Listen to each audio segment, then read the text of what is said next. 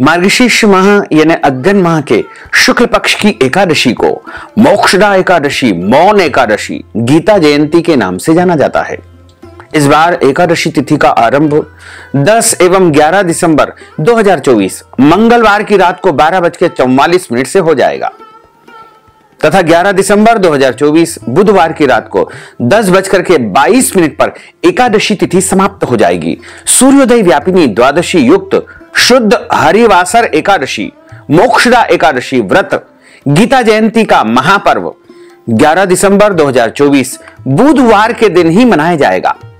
इसी दिन सभी भक्तजनों, माताओं, बहनों को एकादशी का व्रत रखना चाहिए और इस एकादशी व्रत का पारणा 12 दिसंबर 2024 गुरुवार की सुबह 7:26 से लेकर के 9:26 तक कर लेना चाहिए। भक्तजनों, माताओं, बहनों, सादर जय श्री कृष्ण। हमारे YouTube चैनल में आप सभी का बहुत बहुत स्वागत है। मैं हूं आपके साथ आचार्य धर्मेंद्र शास्त्री। आज हम आपको मोक्षदा एकादशी गीता जयंती की दिव्य और ज्ञानमयी कथा सुनाने जा रहे हैं। इस कथा को अंत तक सुनिएगा और सुनने के बाद अधिक से अधिक लोगों को शेयर भी कर दीजिएगा।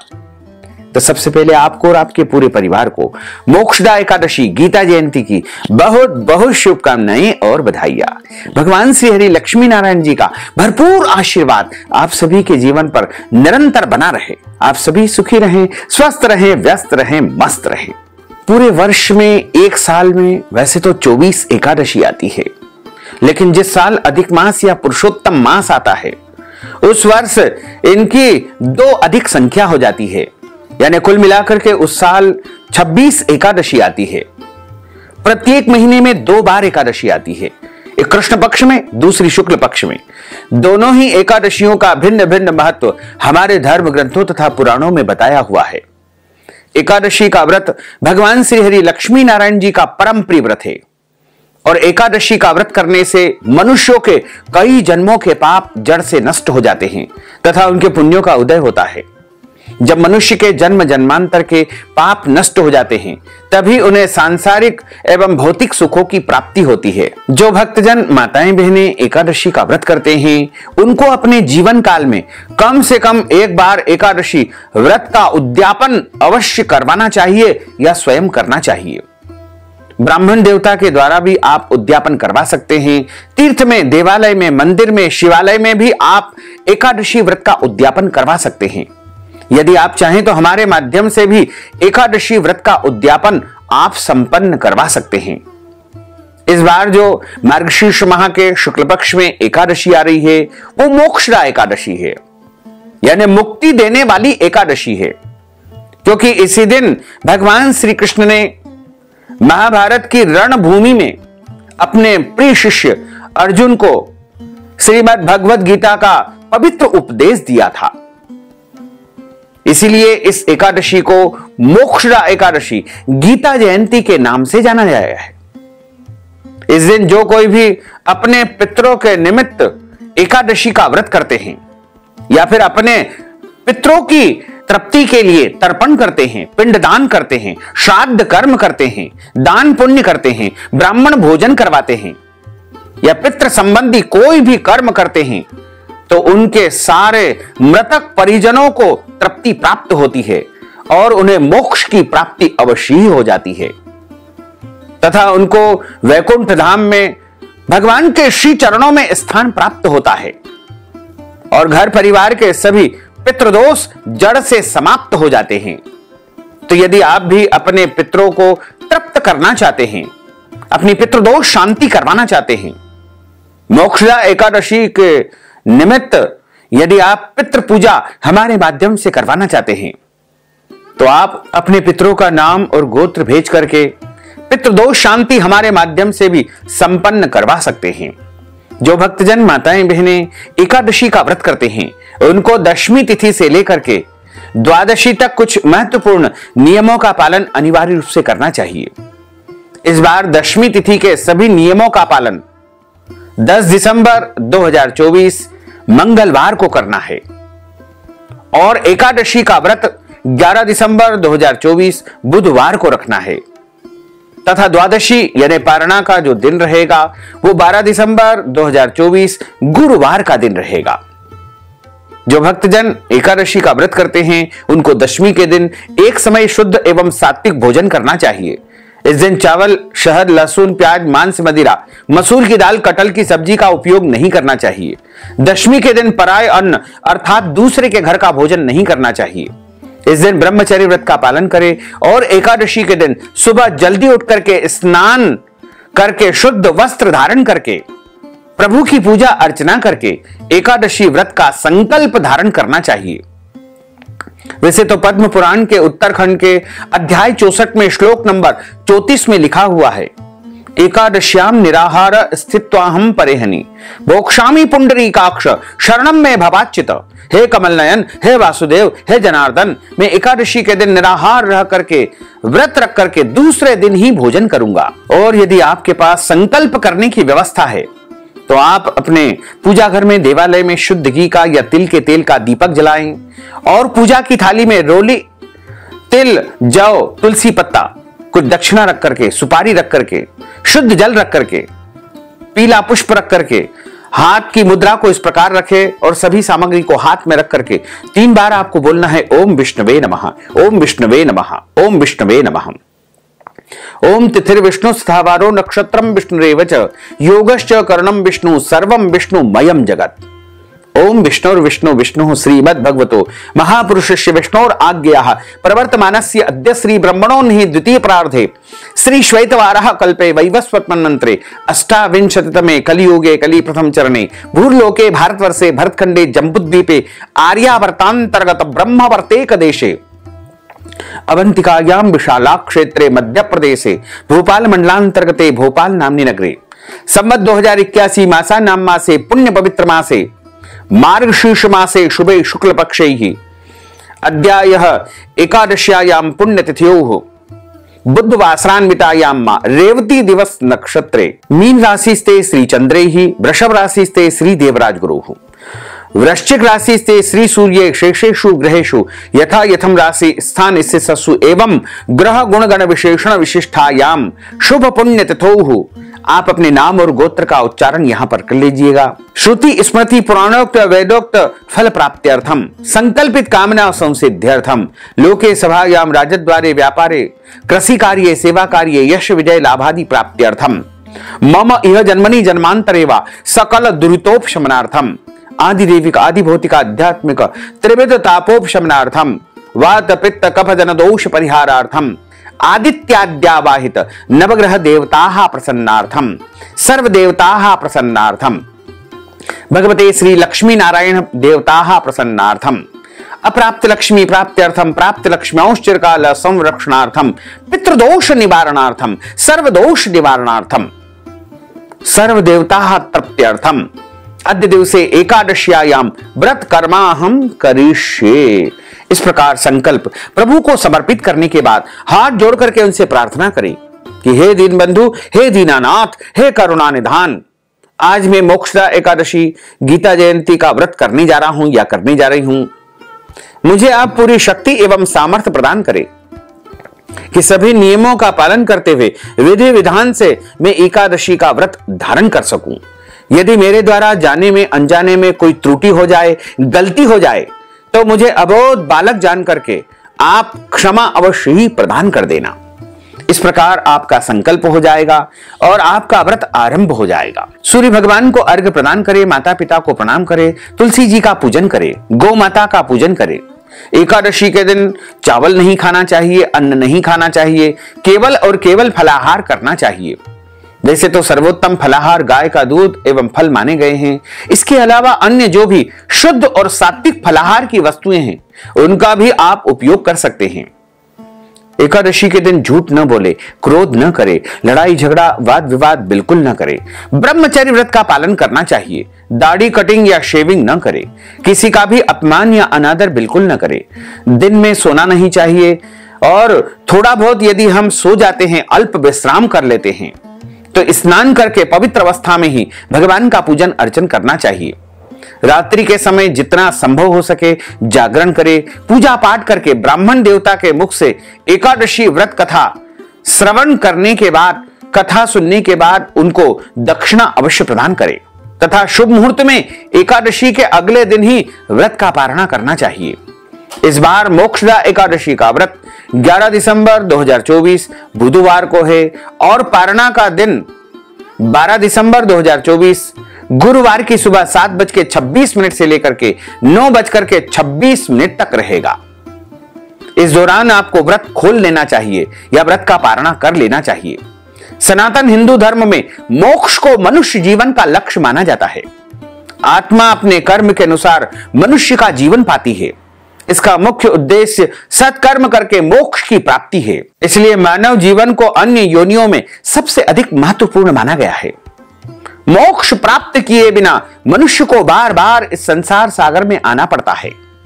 पद्म पुराण में मोक्ष की चाह रखने वाले प्राणियों के लिए मोक्षदा एकादशी का व्रत करने का विधान बताया गया है। इस व्रत का उद्देश्य पितरों को मुक्ति दिलाना भी है। इससे मनुष्य के पूर्वजों को मोक्ष प्राप्त होता है। उनके कर्मों एवं बंधनों से उन्हें मुक्ति मिलती है। श्री हरि के प्रताप से मनुष्य के पापों का नाश होता है और मनुष्य के मृत्यु के बाद उसका उद्धार होता है। अब हम आपको मोक्षदा एकादशी की दिव्य और ज्ञानमयी कथा सुनाने जा रहे हैं। बोलिए लक्ष्मी नारायण भगवान की जय। गुरुर् ब्रह्मा गुरुर्विष्णु गुरुर्देवो महेश्वरा गुरुः साक्षात् परब्रह्म तस्मै श्री गुरुवे नमः।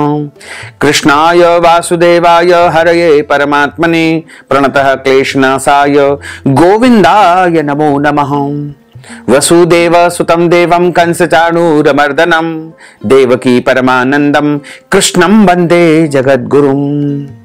सच्चिदानंद रूपाय विश्वोत्पत्त्यादिहेतवे तापत्रय विनाशाय श्री कृष्णाय वयं नुमः।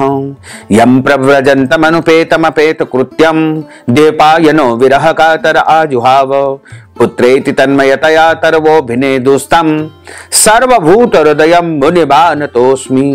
बर्ह पीडं न च बर्वपुः कर्णयोः कर्णिकारं विभ्रद्वास कनक कपीशं वैजयन्तीं च मालां रन्ध्रान् वेणोर्धर सुधया पूरयन् गोपवृन्दैः वृन्दारण्यं सपदरमणं प्राविशत गीत कीर्तिः।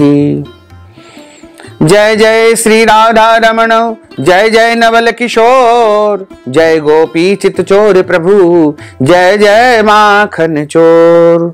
मात मेरी श्री राधिका पिता मेरे घनश्याम इन दोनों के चरणन में मेरा बारंबार प्रणाम मेरा बारंबार प्रणाम मेरा बारंबार प्रणाम। मोहिनी मूरत श्याम की वो मन रही समाय जो मेहंदी के पात में लाली रही समाय। धन यौवन एक दिन उड़ जाएंगे जैसे उड़े कपूर मन मूरख तू राम भज क्यों चाटे जगधूर क्यों चाटे जगधूर।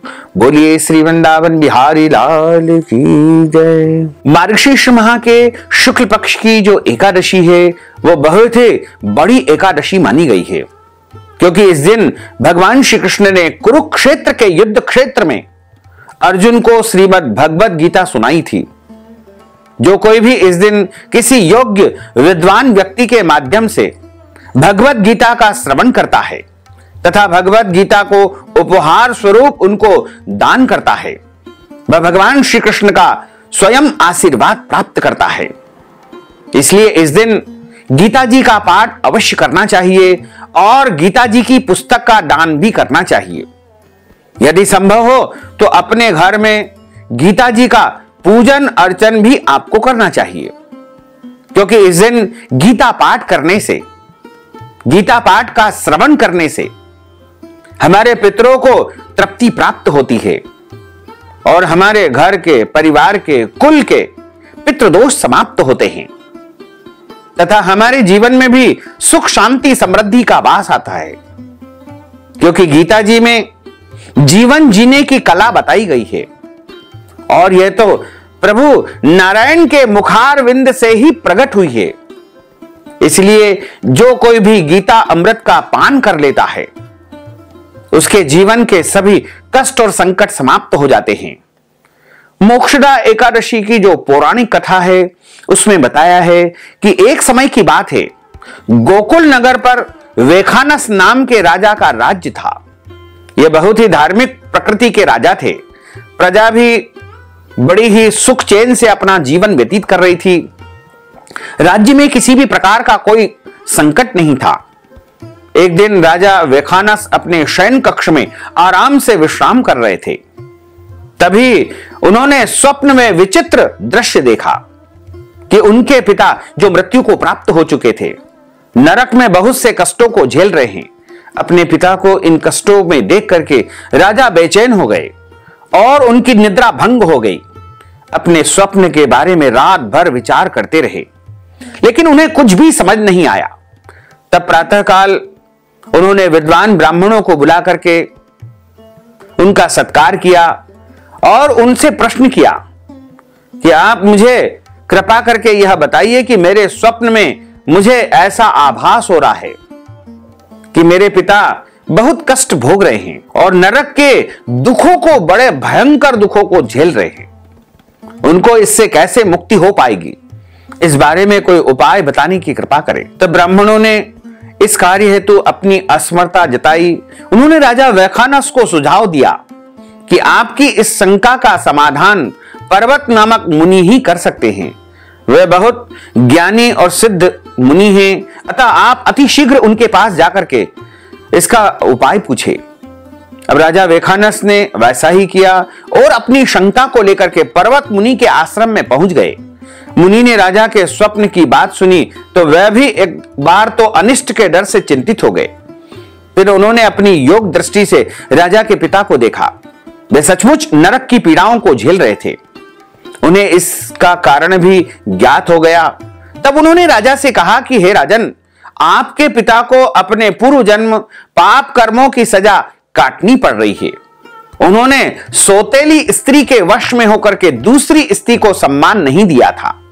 उन्होंने रतिदान का निषेध किया था। तब राजा ने उनसे पूछा कि हे मुनिवर, मेरे पिता को इससे छुटकारा कैसे मिल सकता है? तब पर्वत मुनि ने कहा कि राजन, यदि आप मार्गशीर्ष माह के शुक्ल पक्ष की एकादशी का व्रत विधि विधान से करो और उसका पुण्य फल अपने पिता को प्रदान कर दोगे तो उन्हें निश्चय ही मोक्ष प्राप्त हो जाएगा। राजा ने ऋषि की आज्ञा के अनुसार ऐसा ही किया। विधि पूर्वक मार्गशीर्ष माह के शुक्ल पक्ष की एकादशी का व्रत करके, मोक्षदा एकादशी का व्रत करके उसका संपूर्ण पुण्य अपने पिता को दान कर दिया। आकाश से मंगल गान होने लगा। राजा ने प्रत्यक्ष देखा कि उसके पिता वैकुंठ में जा रहे हैं। उन्होंने कहा कि हे पुत्र, मैं कुछ समय स्वर्ग का सुख भोग करके मोक्ष को प्राप्त हो जाऊंगा। यह सब तुम्हारे व्रत उपवास के कारण ही संभव हो सका है। तुमने नारकी जीवन से मुझे छुटा करके सच्चे अर्थों में पुत्र होने का धर्म निभाया है। तुम्हारा कल्याण हो पुत्र। राजा द्वारा एकादशी का व्रत रखने से उसके पिता के पापों का क्षय हुआ और उन्हें मोक्ष की प्राप्ति हुई। इसी कारण इस एकादशी को मोक्षदा एकादशी के रूप में माना गया है, क्योंकि इसी दिन भगवान श्री कृष्ण ने गीता का उपदेश भी दिया था। इसलिए यह एकादशी और भी अधिक शुभ फलदायी मानी गई है। बोलिए श्री लक्ष्मी नारायण भगवान की जय। अच्युतम केशवम राम नारायणम कृष्ण दामोदरम वासुदेवम हरे श्रीधरम माधवम गोपिका वल्लभम श्री जानकी नायकम श्री रामचंद्रम भजे जानकी मनोहरम सर्वलोक नायकम श्री शंकरादि सेवितम पुण्य नाम कीर्तनम श्री राम राम राम राम राम नाम तायकम रामा कृष्ण वासुदेवा भक्ति मुक्तिदायकम रामा कृष्ण वासुदेवा भक्ति मुक्तिदायकम हरे राम राम राम हरे हरे हरे कृष्ण कृष्ण कृष्ण हरे हरे श्री कृष्ण गोविंद हरे मुरारे हे नाथ नारायण वासुदेवा हे नाथ नारायण वासुदेवा हे नाथ नारायण वासुदेवा। बोलिए श्री लक्ष्मी नारायण भगवान की जय। अब हम सभी मिलकर के प्रभु की आरती का गायन करेंगे।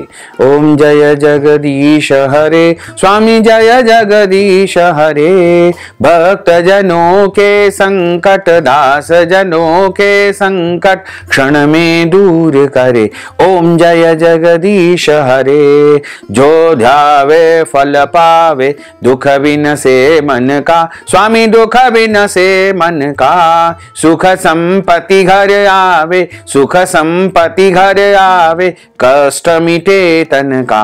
ओम जय जगदीश हरे। मात पिता तुम मेरे, शरण गहूं में किसकी, स्वामी शरण गहूं में किसकी। तुम बिना और न दूजा, प्रभु बिना और न दूजा, आस करूं मैं किसकी। ओम जय जगदीश हरे। तुम पूर्ण परमात्मा, तुम अंतरयामी, स्वामी तुम अंतरयामी। पार ब्रह्म परमेश्वर, पार ब्रह्म परमेश्वर, तुम सबके स्वामी। ओम जय जगदीश हरे। तुम करुणा के सागर, तुम पालन करता, स्वामी तुम पालन करता। मैं सेवक तुम स्वामी, मैं सेवक तुम स्वामी, कृपा करो भरता। ओम जय जगदीश हरे। तुम हो एक अगोचर, सबके प्राणपति, स्वामी सबके प्राणपति। किस विध मिलहूं दयामय, किस विध मिलहूं दयामय, तुमको मैं सुमति। ओम जय जगदीश हरे। दीन बंधु दुख हरता, तुम रक्षक मेरे, स्वामी तुम ठाकुर मेरे। अपने हाथ बढ़ाओ, अपनी शरण लगाओ, द्वार पड़ा तेरे। विषय विकार मिटाओ, पाप हरो देवा, स्वामी पाप हरो देवा।